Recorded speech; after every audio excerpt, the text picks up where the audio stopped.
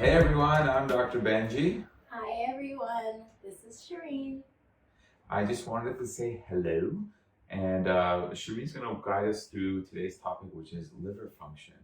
And so, Shireen, why don't you tell us more about what the liver does for our body, and we'll kind of go from there. So the liver is such an important key player of your body. It's a very, very important organ, which is why we should really take care of it.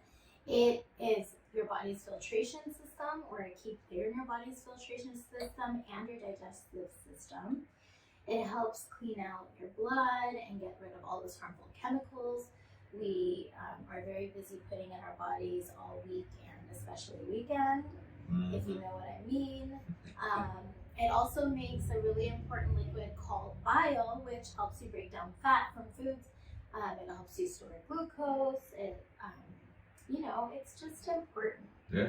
So do good things for it. Yeah, everything you eat or drink, including all the medicine, majority of the medicine that we take, it's actually filtered through our liver, so that's why we need it. I know there are some antifungals that I prescribe, and the first thing we do is to make sure that the liver is functioning correctly, because if it's not, then they can't go on that medication.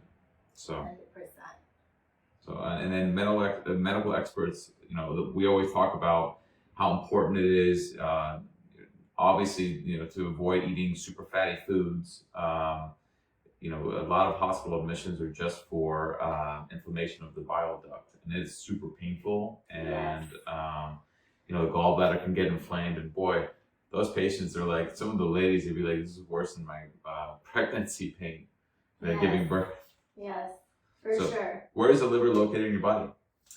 So your liver is like a little cone-sized, football-shaped little organ right under your right rib cage. And it's, it holds like 13% of the body's blood supply at any given moment. Wow. So it's pretty efficient if it's working optimally. Yeah. Yeah. The common hepatic bile duct transports the bile made from the liver cells to the gallbladder and the duodenum, which is the first part of our small intestine. Yeah. So that's via the common bile duct. So super important things to take note of. Now, who's at risk for liver complications or liver disease? Like who listening here would have a loved one that may have some problems down the road? Well, first off, heavy alcohol use. Alcoholics. I think a lot of alcoholics or people who do drink a lot. So that's one. The population I tend to work with a lot, obesity, people with fatty liver. A lot of our patients who come in for weight loss surgery are actually just coming in because of their liver disease and they need to lose weight. I did not know that. So, yeah. People with type 2 diabetes, people with tattoos or body piercings, people obviously who've shared needles or used injectables, and if, not being careful. Why the ones with tattoos or body piercings? Well, it's the same thing. So when you're using needles in your body, you are not sure what the conditions are. Hepatitis. Yeah. So you're at risk for hepatitis, exactly. People who've had blood transfusions certain years, like 1992, there are times where people weren't as careful about testing for hepatitis. Before administering a transfusion, people who are constantly exposed to people's other people's body fluids, aka unprotected. When do you think someone should get their liver checked? When is an important time, you think? Well, there's a few things happen. So you shouldn't get it checked once you're in the ER because your gallbladder is gone. Yeah. There are probably a few signs before then. But sometimes that's when people check someone's liver, when they're uncontrollably vomiting, they're having a lot of stomach pain, and they get administered to the ER, and they're like, okay, let's check everything with your stomach, but let's check all your liver functions too. If you have any digestion discomfort, bloating, if you're constantly craving starchy food, if you have very, very strong uncontrollable cravings. If you're constantly struggling with losing weight, if you're super, super tired and have dark circles around your eyes, which I mean, damn, that's I need like, to go get my liver checked. I have to go get my liver checked later today. Okay. Difficulty concentrating, staying focused on anything. If you're having a lot of mood fluctuations, you're easily irritable, again, I should go get my liver checked today. That's how you feel, huh? People with like a lot of eczema, itchy skin, a lot of allergies, a lot of that is related to the liver, which is interesting. That's really interesting. Yeah. Someone who's just sick all the time, always like sniffling, oh, I caught this, I caught that, I don't feel good. Someone who's just having like unexplained headaches or other pain for no reason, it could just be that your body's filtration system isn't intact. And if you have trouble falling asleep at night, and I know that most of us fall under one of these things, but you know, if 2 or 3 of these things apply to you, then get your liver checked. Otherwise, you probably just need to get more sleep or drink less caffeine before you go to bed or meditate or something. But this is if it's, you know, chronic and if it keeps on happening over and over again, and there's no other explanation for it. Yeah, we know the liver primarily processes the nutrients from our foods. It makes bile to break down our fatty foods. It helps remove toxins, which is huge from our body, and it helps build our proteins, which is the building block for our cells. And as we said before, it metabolizes all the drugs that we take, the majority of the drugs we take, and it helps create immune factors necessary to fight any infections that are going on in our bodies. And it's easy to see how inflammation of the liver, or what's called hepatitis, interferes with these important functions. So people who have Hep B, Hep C, they end up having a lot of the symptoms that she had just mentioned, and that can lead to overall poor health. So if I need to go get my liver checked, how can the liver function be tested and also treated? So there's some physical ways. So like at bedside, let's say, if a doctor is checking a patient, they can just feel Yeah, it. Feels like a football. Yeah, it feels like something like that. You could feel the edge of the liver. If it's tender, if it's painful, that's a good way to test just initially. Yeah. And then you can also feel like an enlarged spleen, and there's sometimes a lot of fluid in the abdomen. I don't know if you've ever seen anyone with liver disease or ascites. Oh my gosh, it's so painful, it's so horrible. You can't eat anything. And sometimes they'll be skinny. They'll be like just an ectomorphic body, but they'll have this huge belly. You're seeing, unfortunately, you're seeing a lot of the infomercials they have about the African kids. Yeah. About donating money. You'll see like they have these enlarged bellies, and that's a lot of it is hepatic disease and enlarged spleens. So. Yes. If you look inside the white part of the square of your eye, if it's yellow or your skin is yellow, if you're jaundiced, that could be something that could be an indicator. If you have a bunch of little blood vessels under the skin that are like kind of starting to form, that could be a sign. If someone's just confused. It's not very common, but we'll see it. Yeah, we'll see it in the hospital once in a while. Hepatic encephalopathy, where they're just like. Do you remember the banana bag? Yeah. The patients, they put in a banana bag when they had no idea what was going on. Yeah. So it's like basically an IV bag of all the nutrients that like an alcoholic or someone with liver disease would be lacking, and they just like shove that stuff in. Binge administer it into them to get them to start functioning properly. What about blood tests? Oh, well, blood tests are probably the easiest. So you can get your ALT, AST. There's other liver function tests, but usually if you get a basic panel and your liver function test, that's a good place to start. Yeah, LFTs for sure. Yeah. Ultrasound. Yeah, you can ultrasound. You can assess the anatomy of the liver. There's ultrasound techs that specialize in the GI area. They can do excellent ultrasounds and get the radiologist a nice image. You can do a CT scan, see what's going on with the common bile ducts to look for any lesions or any parts of the liver that need to be biopsied, because sometimes you will have liver cancer. God forbid, but yeah, it's that's one of the things we do to further assess what the problem is and to look at the anatomy. So CT scans are huge. Yeah, and then like you said, biopsies. Biopsies. Probably last resort. Yep. And GI doctors are the ones that are the specialists for this. I think there's there's like a liver subspecialist as well. So not very common. I mean, I don't know of one per se, but I know they're out there. So thank you. There are. When I used to work in general surgery, we actually had one on our team. Oh. Because a lot of times the GI surgeon, and then the hepatologist. I don't know. They would actually collaborate because sometimes the liver was so enlarged that the general surgeon couldn't access the stomach because of the size of the liver. So they do exist. Now I know Queen Shireen, this is her specialty here. How do you treat it? One of the functions is detoxification and neutralizing these toxins. So why don't you go through what people can do as far as holistically healing their liver? Well, first off, if you feel like if you don't necessarily have to have like liver disease, but if you feel like your liver is not working optimally, if you're not, detoxifying things the way that you were before, the way that you feel like you should, you could just start with your diet. Get rid of the processed foods, the refined sugars, the hydrogenated fats, which these days, it's just so easy to access healthy food.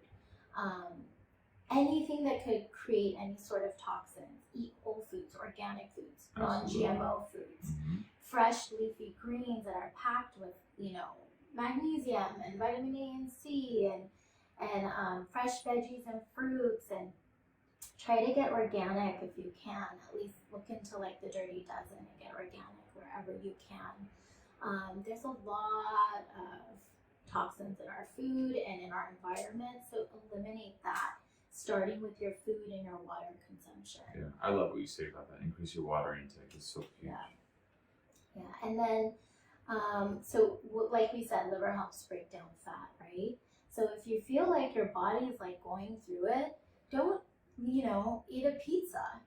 Right. Or like, a tub of ice cream, because that's just going to put more of a strain. That's going to put your liver, gallbladder, and everything into overdrive. And what you want to do is you want to let it take a little nap and refresh, so you don't want to overwhelm it. Another thing, which a lot of people don't like to hear, but ditch the alcohol. If you feel like you're tired and groggy, and no matter how much you're sleeping, you just don't feel great, just try cutting out that 1 or 2 glasses of wine a night. You know what, during COVID, I don't know about you, but like I was starting to like get bored, so I was having like a glass of wine every night, and then I'd wake up in the morning like, why am I so tired? And it was just like not doing it for me. I mean, it was 1 glass, but it was still affecting me. Wow. So I was like, if I didn't need it, or if I didn't really, really want it, why was I putting that into my body? What did you want? Sometimes. I love some wine. That's true. Okay, and another way to kind of cleanse is lemon water. So not only does the citrus have vitamin C and helps boost your immune system and all of that, it helps you actually detoxify. So that's actually a really nice thing about lemon water. Plus, I think it tastes good. I like it. What about juicing? We have a juicer at home. Talk about raw vegetable juicing. I love juicing. For my friends that come here and ask me to juice for them and watch how my juicer explodes on me, but I still do it. I love juicing raw vegetables. I usually add like maybe a lemon and like a green apple or something to it, but you could also just do raw vegetables. You could do beets, or you can, so my favorite, I don't know if you've ever heard of dandelion greens. Yeah. Okay, so I choose dandelion greens. A little bitter. It's a little bitter, but I do dandelion greens, cilantro, ginger, celery bread, ginger root, turmeric root. I do beets, which is also very cleansing. Yeah. And then I do a lemon, maybe a lime, if I want to get cray, and then I do maybe like half an apple or an apple. And then I do celery, I do carrots, All in one? All in one. Uh-huh. It's like Sounds taste amazing. the rainbow for sure. I And want some then, right now. and then I actually, what I do is I put my juicer. If your juicer has this option, I put my juicer on high, so it gets some of the chunks and the fiber in there. Because I like to actually get some of the fiber too. Yeah. So not only is it cleansing your liver, but it's cleansing your bowels. Talk about some of the botanicals. I know you have some saw palmetto in the other room, so I know you know quite a bit about this. Talk about some of the like milk thistle. Okay, so there's milk thistle, and you can get these things in like the form of teas. You can do milk thistle, again, dandelion root. So great for just cleansing in general or liver cleansing. Turmeric, you guys, turmeric. Turmeric's huge. Why are we not using more turmeric? We should just do one on just turmeric. I think That's it's on the common. list. Yeah. But, turmeric is so wonderful for just reducing inflammation in general. So I love it. You can make teas out of all of these, so you don't have to, you don't have to go and like make fresh food with this stuff necessarily. And then something that I've actually recently started learning about are these coffee enemas. I mean, you would have to be comfortable with something like that, but I do know people who do them. They know who they are, and they swear by them. Where do they do it? Like in Koreatown or something? No, they do it at home. It's Oh. like a tube, and you could get it done somewhere. There's a lot of holistic people who do it, but the quality of your coffee is so important. You get it in there, it helps, cleanse through the intestinal wall, and has like a really stimulating effect to your bile flow and all of that. Right. And then it just, Sounds amazing. it sparks the, production of glutathione. Oh yeah. Oh yeah. There goes the ambulance. I think they're headed to go pick someone up with some bile disease. Someone with liver disease. See what happens when you don't cleanse? This is what happens when you don't juice, guys. And basically now, you could I wouldn't go and do a coffee enema on your own. I mean, you definitely want someone to do it for you or tell you how to do it or Google it, but that's also an option if you want to get a little more invasive, okay? Okay. So why don't you tell us really quick, Yeah. the last few, how do you think, what's like a good little list of prevention tools? Very simple. Keep alcohol intake limited. We talked about that before. Never take medicines, even something like Tylenol, in the same 24-hour period as drinking alcohol, because basically it backs your liver up and it's unable to do its most important functions, and that's the beginning. Well, in the grand scheme of things, over a long period of time, that can be the beginning of chronic liver disease. Make sure you're getting your vaccines against hepatitis. So that's for sure super important to do. If you haven't gotten that already, definitely go and get your booster shots. That's really important. Choose medications carefully. Your liver has to process medication, so always think about, before your doctor puts you on a new medication, how does it function? How does it get broken down? And if you're on 5-6 different medications, I know not a lot of people are, but if they all get filtered through your liver, you really have to consider which ones are most important to you. If you can avoid taking one and looking for a more holistic pathway, I would do so. Be wary of needles, obviously. They can, blood carries hepatitis viruses. So if you step on a needle or stick yourself with a needle, or just definitely practice safety and cleanliness.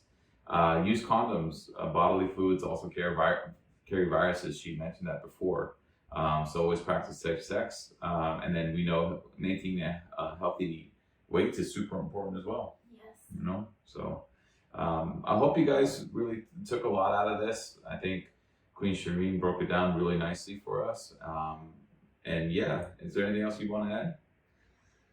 No, just take care of your liver. It's really the only one you got. Also, we didn't tell everyone where to find us on Instagram, do you? Well, I'm Dr. Benji. It's at Dr. Benji. Shishi_makes you well. That's it. Well, thank you guys so much for watching. Tune in next time. All right. See y'all later. See you. Thank you.